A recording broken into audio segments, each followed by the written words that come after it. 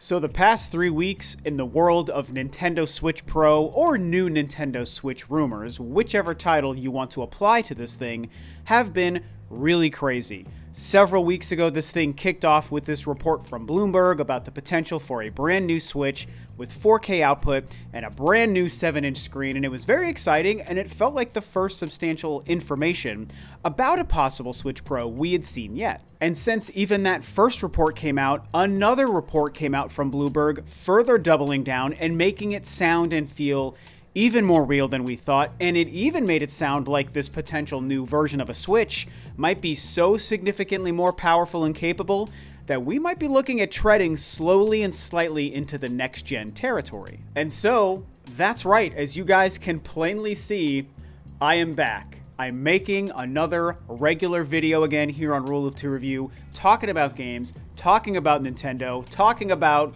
surprise, surprise, the Nintendo Switch Pro, the rumor that will never die. But I just have to say how fantastic and great this feels. I'm not really going to spend time in this video, in this section, talking about or explaining any more about what happened. I made a video about it 3 weeks ago when the incident first happened. Just the other day, I managed to finally get my first live stream in almost 3 weeks. That was a lot of fun, and in those two videos, I spent a lot of time talking to you guys about what happened to me and my health scare and all of that crazy, insane stuff. But now, we're putting that in the past. I'm slowly and surely getting back into the groove of things, here to talk about games and Nintendo stuff again, like I said. So with that being said, we're just going to keep jumping right into this topic. Of course, due to being gone from the internet and YouTube for almost 3 weeks, I very likely did some damage to my channel within the algorithm, and of course to the potential growth in subscribers and all of that stuff. So I'll just remind you guys here again at the beginning of this video, before we dive any deeper into this new Switch Pro topic, that I am always trying to grow the channel, as you guys know. So more than ever before, as you watch this video, if you seem to like what I'm doing and what you hear, I hope that you consider subscribing to the channel and helping me grow and cross those milestones. I upload normally several videos every single week talking about Nintendo and Metroid and Switch and all gaming stuff. So, like I said, I hope you enjoy and I hope you consider subscribing. So, yes, the Nintendo Switch Pro, man. We are back at it talking about Bloomberg reports about the possibility of a brand new Switch model. It really seems like something real is happening here, you guys. And of course, it has to be noted, because I'm a couple of weeks late to getting to a lot of this. I think the last main video I even made before my break for health reasons, I discussed the initial report about the Switch Pro. Now that it's been 3 weeks, there's been a lot more stuff to cover. And I'll be honest, I'm obviously several weeks behind on all of this, so you've obviously heard the details, you've read the reports, you've probably seen 150,000 YouTube videos of people talking about it. So I'm very late to the game here, but I can't help it. Now that I'm back, I still want to talk about it and kind of catch up with the conversation with a lot of you guys and that we've all been having. And all I can continue to say is, just like the initial report, where there's smoke, there's fire. There's a chance this thing isn't real, and nothing is real until Nintendo confirms it, but I'm telling you guys, this is the one that I really believe. I think that, yes, Nintendo is working on some kind of new hardware. Now, of course, what that hardware will truly be is the big question, and a huge determining factor in really Nintendo's overall business model and their business plan, because you guys, depending on what this thing would actually turn out to be, how powerful it could be, and how significant of a leap it could be, like I said here at the beginning in the title of this video, we might be looking at something more than just a small, simple upgrade, like a new Nintendo 3DS. We might be looking at something that's getting closer to a generational leap, an actual possible next-gen Nintendo Switch. And of course, for a few reasons, I think that becomes really exciting to a lot of us. It becomes very exciting to me, not the least of which for myself is the fact that for around a year, as many of you guys know if you've been following me, I've been trying to put the idea out there that Nintendo needs to go next gen in the next probably 2 or so years, and that they also very likely will be going next gen. I felt like a next-gen console or a significant power leap was way more important and way more valuable to Nintendo and the Switch brand than just a small upgrade, like I said, that would be similar to like a new 3DS kind of thing. Let's take another look at some of what Bloomberg is saying in this newest report about what this thing might actually be capable of, so I can discuss it a little bit further. And again, I know you guys have seen or read or heard this stuff, but I have to play catch up a little bit here, so hopefully you'll bear with me for a minute while I read these 3 quick paragraphs. So here's what they say. The new Switch iteration will support NVIDIA's Deep Learning Super Sampling, or DLSS, a novel rendering technology that uses artificial intelligence to deliver high-fidelity graphics more efficiently. That will allow the console, which is also set for an OLED display upgrade, to reproduce game visuals at 4K quality when plugged into a TV, said the people who asked not to be identified because the plan is not public. The US company's new chipset will also bring a better CPU and increased memory. DLSS support will require new code to be added to games, so it'll primarily be used to improve graphics on upcoming titles, said the people, including multiple game developers. Bloomberg News previously reported that the new Switch is likely to include a 7-inch OLED screen from Samsung and couple the console's release with a bounty of new games. The move should propel more support to the platform from outside software developers, thus it's definitely a big plus to hardware and software sales, said Morningstar research analyst Kazunori Ito. Nintendo was learning well from mistakes in the past when its hit Wii lost momentum so quickly because the console wasn't compatible with high-definition resolution.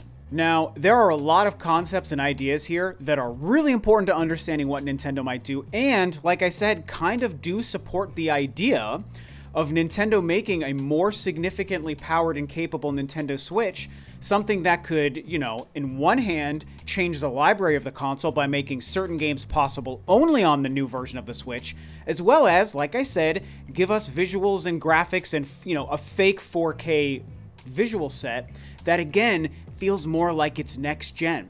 And the idea of Nintendo doing this and trying to make something that is more next-gen capable, more able to compete with the likes of the PS5 and Xbox Series X, as well as get some games third-party that would be releasing on those consoles, that makes so much sense to me now because it's been making sense to me for the past year. And again, for those of you who've been watching me for a year or so, you already know that because I've been saying it for almost that long. Of course, we have to remind ourselves of things that might not be true or might not be correct. There's a great chance that there is no new version of the Switch. Maybe everything about this report, or the things that people are thinking and talking about and getting excited about, might not be real. Maybe Nintendo isn't working on something to release very soon, like right now, this year in 2021.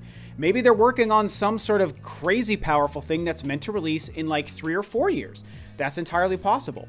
If something like that is true, that could mean that some of my theories about about Nintendo doing something next gen in the next, 2 or so years would also be wrong. My theories might be wrong, absolutely. I've said that every time I've laid them out to you guys about thinking Nintendo might go next gen in 2022 or 23. I've always said I kind of believe it, but I don't know it's true, so it could be wrong. And so yes, maybe all of this stuff is not true, maybe my theories were wrong, maybe there's no Switch Pro thing being made.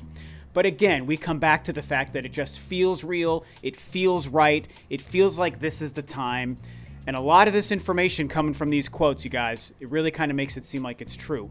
If we focus on the DLSS thing, that's been a hot kind of theory about this thing for, I don't know, I want to say maybe 6-7 months.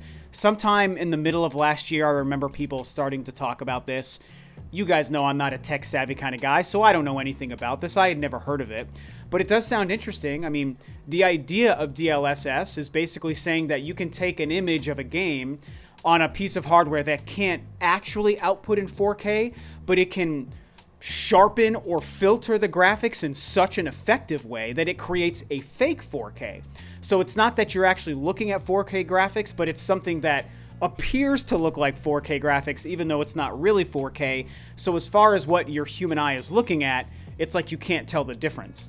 And it does so in a way that, cheats around the limitations of the hardware. So the hardware doesn't have to be so powerful. They can keep a lot of, GPU and CPU and RAM data or whatever the heck it is, free for doing other things. And then it can fake 4K without taking up extra power from under the hood of the device. And it's like, I mean, hey, I can't argue with that. It sounds great. It sounds efficient. It sounds so efficient, it makes you wonder why everything doesn't use it. Like, if you can fake something that's 4K that the human eye can't tell the difference, why doesn't every computer and console just use that so you can keep that much more data free for all the other things that your console or PC would be doing?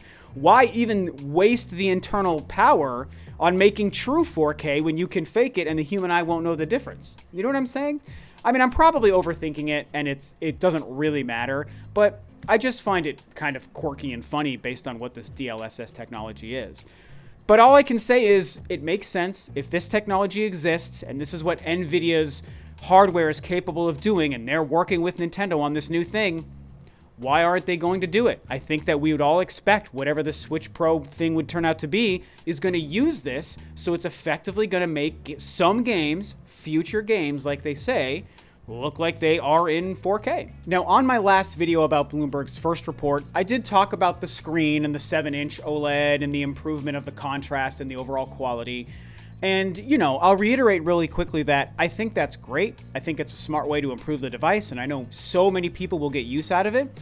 But I'll just, you know, remind you of my personal preference here, and that's that I don't really play my Switch portably much anymore. To be fair, with Monster Hunter Rise currently out, I am actually playing it in portable a little bit right now, which is very cool to get back into. But in general, I'm like 95, 97% on my TV. So, you know, charging more money to improve the screen on the Switch doesn't really make sense for me and how I game with my Switch. That doesn't mean they shouldn't do it, because they probably should. Millions upon millions of people absolutely play portably all the time, or some of the time. People who have a Switch Lite, that's the only way they play, because that's all they can play. So several people, millions of people really, like playing the Switch portably. So improving the screen makes sense for a huge section of the market, even if it doesn't make sense to me. I just have to remind you that if that's the main focus of this new device, it's not so much the power, it's just the better screen, it's not going to entice me to want to buy it. Now, if I remind you of the last paragraph here in the quote from the Morningstar research analyst, the first thing he said kind of lets us know what might be going on here, where he says, quote, "The move should propel more support to the platform from outside software developers. Thus, it's definitely a big plus to hardware and software sales." Now, if you read between the lines there, and that's kind of what I'm doing, I'm sort of trying to decipher what he's saying. I'm reading between the lines. I'm decoding it in a way that makes sense to me. I might be wrong here in how I'm reading it, but it sounds like a way to kind of let us know that if this thing is truly real and it has the extra power we think, plenty of people talk about this thing being as powerful as a PS4 Pro or an Xbox One X, which to me is a next-gen leap over what the current 2017 Switch can do. I mean, I think he's trying to say that there very likely will be exclusive titles to the more powerful Switch, which is something that, of course, Nate from, Nate the Hate and Nate Direct Feed Games, somebody who I know pretty well from doing the Spawncast, he's already kind of put that out there. He seems to have some inside info, and I know him pretty well from doing the Spawncast, and I know that he's got some info. And he said that there's very likely going to be a couple of exclusive games, and he even claims to know of one specific title. I haven't reached out to him personally and hit him up and said, hey, like, what can you tell me? Not like I would share anything he wouldn't want me to share, but I'm just putting it out there. He has offered for people to talk to him, and I've just been, busy with my health situation. I have not had a chance to do that. So I'm not going to speak to it like I know anything. It's just worth reminding you guys that him, as well as obviously this analyst and other people, are putting it out there that very likely exclusive titles are going to come to this console, which is just one of those other bullet points that says this thing is very likely going to be next gen. And so, with all that stuff down and behind us, if I were to move on and kind of summarize a little bit of what we're looking at here with all of these reports and these quotes from the Bloomberg article and what I think might be happening, yeah, I think that there's a good chance that this thing is veering more into the next gen territory, which only makes me excited. Yes, it kind of justifies some of my predictions. And I think it's important that we pay attention to the fact that Nintendo might be doing something like this. And it's funny because if it's true, let's say they're working on something that's PS4 Pro and Xbox One X levels of capable, and it's even meant to release this year, 2021, maybe alongside of Breath of the Wild 2, like a lot of us have discussed and theorized. It's funny because I've been sitting here predicting 2022 or 23 as the next-gen Nintendo console, and so many people said that's way too soon because the Switch is selling so well. And it's like, well, how ironic would it be if it turns out that, yes, they are working on something that's next gen to a degree, and it actually comes out even sooner than I've been saying.